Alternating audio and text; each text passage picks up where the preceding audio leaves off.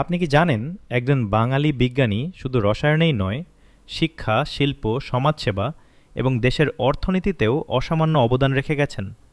তিনি হলেন আচার্য প্রফুল্লচন্দ্র রায়, যিনি পিসি রায় নামেই বেশি পরিচিত। 1861 সালের 2 আগস্ট বর্তমান বাংলাদেশের খুলনা বিভাগের রারুলি গ্রামে তার জন্ম।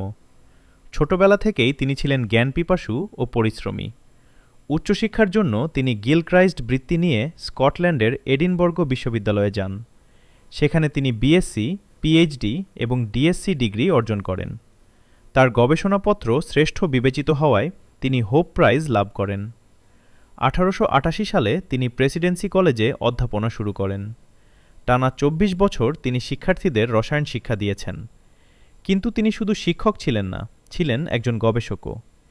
নিজের ছোট্ট গবেষণাগার থেকেই তিনি আধুনিক ভারতীয় ওষুধ শিল্পের ভিত্তি স্থাপন করেন। 1893 সালে তিনি পরীক্ষামূলকভাবে ওষুধ তৈরি শুরু করেন।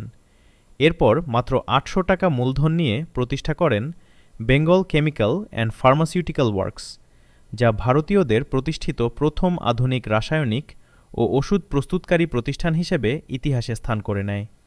শুধু বিজ্ঞান নয়, সমাজের উন্নয়নেও তার ছিল অসামান্য অবদান। 1906 সালে তিনি রারুলি ও আশপাশের গ্রামের মানুষকে নিয়ে 41টি কৃষি ঋণদান সমবায় সমিতি গঠন করেন। পরে এগুলোকে একত্র করে প্রতিষ্ঠা করেন রারুলি সেন্ট্রাল কোঅপারেটিভ ব্যাংক, যা অবিভক্ত বাংলার অন্যতম প্রাচীন সমবায় ব্যাংক। নারী শিক্ষার গুরুত্ব উপলব্ধি করে তিনি নিজের গ্রামে যশোর খুলনা অঞ্চলের প্রথম বালিকা বিদ্যালয় ভুবন মোহিনী বালিকা বিদ্যালয় প্রতিষ্ঠা করেন। 1918 সালের 8 আগস্ট তিনি প্রতিষ্ঠা করেন বাগেরহাট সরকারি পিসি কলেজ। সেই সময় কলেজটিতে বেঙ্গল কেমিক্যাল থেকে বিজ্ঞান আগারের যন্ত্রপাতি এনে দেন এবং ডায়নামোর মাধ্যমে আলোর ব্যবস্থা করেন, যখন বাগেরহাট শহরে এখনও বিদ্যুৎ পৌঁছায়নি।